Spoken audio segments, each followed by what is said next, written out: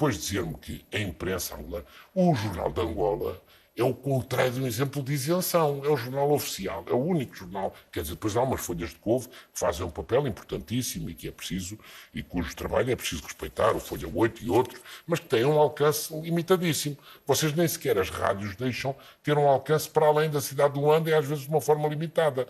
A UNITA tem uma rádio e sabe-se bem, e a Igreja Católica tem outra rádio, e as dificuldades que têm levantado sempre a isto. Portanto, não há ali nenhum pluralismo em matéria de informações. Basta olhar, eu convido os telespectadores que estão a ver o nosso debate, com toda a simpatia a seguirem o canal da TPA, que está disponível na nós e nas redes. E percebes o que é que aquilo é do ponto de vista da isenção. Depois disse aí coisas que são incorretas do ponto de vista histórico. Também estou de acordo, não vale a pena vir com as coisas do passado. Não falei de 27 de maio. 27 de maio foi o maior massacre. Morreu mais gente em Luanda no 27 de maio do que durante toda a guerra colonial, dos dois lados da guerra colonial, em 14 anos de guerra colonial. 27 de maio de 1977. Eu conheci, fui contemporâneo da Cita Valas. E conheci alguns daqueles que foram mortos nessa altura. Atenção, e não foi o Savimbi, nem foi a UNITA. Foram mortos em Luanda e eram pessoas do MPLA. Portanto, atenção ao que... Portanto, agora, disse assim, não houve as eleições. O Savimbi, em 92, aceitou os resultados das eleições numa conferência de imprensa que deu com o Aldino Puerto em 92 no AMBO. E aceitou e disse que ia disputar a segunda volta. Vocês é que depois liquidaram em Luanda, em condições absolutamente miseráveis, o Alicerces Mango e o Jeremias Chitunda, que tinha sido um dos homens que tinha negociado os acordos de Bicesse, que eu conhecia muitíssimo bem, e que foi morto numa rua de Luanda, de uma forma absolutamente impiedosa. Pronto, vamos deixar isso de lado. Mas a verdade é esta, do ponto de vista dos fatos. E o Savimbi, se não tem fugido de Luanda, tinha sido morto quando foi morto o Jeremias Chitunda e o Alicerces Mango, e quando o Abel Chivo, que hoje é o líder da casa, esteve à beira de morrer também, porque ia na mesma coluna e podia ter sido morto. E foi para o hospital onde esteve preso. Portanto, isto são factos, do ponto de vista histórico. Agora, o passou, passou. É verdade que vocês viveram no regime do modelo. Agora, façam a abertura. Deixem o senhor ir-se embora. Deixem o engenheiro José Eduardo Santos ir para a reforma e deixem a democracia funcionar. Vocês vão fazer ali uns aninhos de oposição. Vocês não desaparecem enquanto o MPLA. Vocês são um grande partido, grandes tradições. Eu conheci muito bem os Pinto de Andrade. O Joaquim Pinto de Andrade, presidente de honra do MPLA, que acabou também completamente dissidente. E o irmão Pinto de Andrade, que como conheço, o Justino Pinto de Andrade. As eleições no Congresso do MPLA, você diz que são à porta fechada. As eleições, eu estive nos congressos em que o Isaías Chamacuva foi eleito na UNITA, a seguir à morte do Savimbi, a seguir em 92, disputou primeiro com o Paulo Cambagato e depois disputou com o Abel Chivo. As urnas eram transparentes e eu estava lá. Estava lá eu, estava a Maria Antónia Pala, estava a Maria João Sandelém e vimos o que é um processo limpo. E sabe quem é que eles convidaram para chefiar o processo eleitoral interno? O Justino Pinto Andrade, também foi do MPLA, que agora é do Bloco Democrático. Portanto, atenção, nós que vivemos, você tem a vantagem, o Sr. Embaixador é um homem muito simpático, não é? Para já, respeito isso.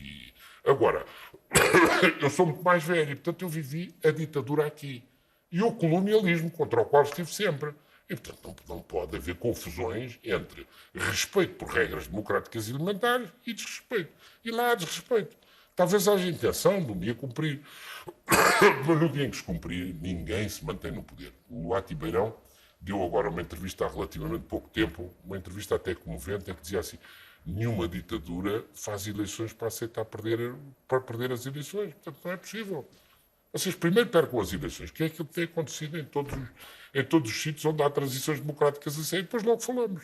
Bom, e cá estaremos, eu vou às suas aulas e convido-o a beber uma cerveja na ilha de Luanda, quando quiser, ou aqui em Lisboa, na Acredito que as questões que o têm movido, até os pronunciamentos que tem tido nos últimos tempos, ainda depois do Congresso do MPLA, lemos as suas declarações, é isso. É que o senhor quer que o MPLA perca as eleições, mas o povo angolano não quer. O senhor quer que o MPLA perca as eleições, mas o povo não quer. Não, o senhor tem partido, tem as suas simpatias em Angola, ainda que assumiu-as, e nós respeitamos. Mas o que eu vou dizer é o seguinte: o senhor, claro, que é meu mais velho, eu respeito, como disse ainda aqui, off the records, eu respeito, mas o facto de ser mais novo não significa que eu não conheça a história, porque existem livros e nós lemos. Mas não são livros com verdades ou inverdades falaciosas, não. São livros sérios que retratam a realidade. O senhor falou do processo 27 de maio, foi um processo que aconteceu na sociedade civil angolana, reconheceram-se as culpas que devem ser reconhecidas, mas não podemos fazer disso um cavalo de batalha, estar aqui a tentar culpabilizar B ou C. E o Dr. João Soares lançou aqui dados que um dia pode ser chamado a provar, que morreram mais pessoas na guerra colonial. Onde é que tem estes números? Quem é que tem estes números? Quem contabilizou? Quem inventariou? Quem tem estes números? Nós não podemos, é o que eu dizia da razoabilidade, o raciocínio e o bom senso, não nos podemos deixar levar por livros como este que foi lançado aqui em Portugal há dias atrás, onde fazem-se acusações, aterrorizando-se a figura, inclusive, do Dr. António Agostinho Neto, que era uma pessoa impoluta, uma pessoa vertical, todos nós reconhecemos nele grandes qualidades, mas veio um autor a dizer inverdades e, claro, como de direito, será processado e irá responder pela justiça sobre o que disse. Já o Dr. João Soares não pode embarcar nesse tipo de situações. Falava sobre a imprensa livre em Angola. A imprensa em Angola é livre e já disse várias vezes, não pode falar sobre alguns editoriais do Jornal de Angola como se o Jornal de Angola fosse o único jornal que circula em Angola. Não, temos outros jornais, inclusive diários. Aqui em Portugal também, se ele fosse trazer uma pilha do que o senhor já disse sobre Angola, também iríamos dizer que também era de bradar os seus, né? Mas não estamos aqui para isso. Não estamos aqui para fazer uma espécie de levar a roupa suja, não. Estamos aqui para discutir factos concretos. O Jornal de Angola tem feito o seu trabalho bom, a quem gosta, a quem não gosta. Há outros jornais. Espero que os editores dos jornais privados, que o Dr. João Soares chamou de folhas de couve, estejam de facto a ver.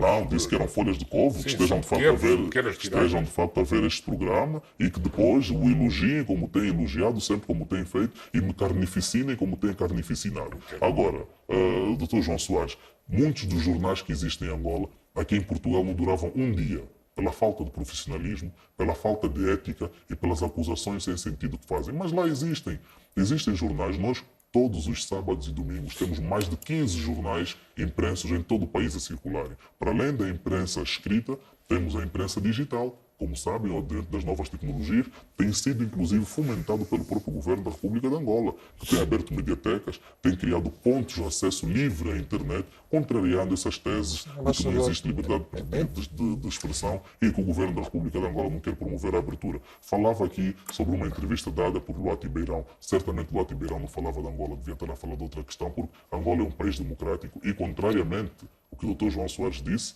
contrariando a União Europeia, o Dr. José Manuel Durão Barroso, que nós respeitamos muito, como respeitamos todos os funcionários da União Europeia, tiveram eleições em 1992 com observadores da União Europeia, eleições em 2008 com observadores da União Europeia, quantos não sei porque não trabalho lá.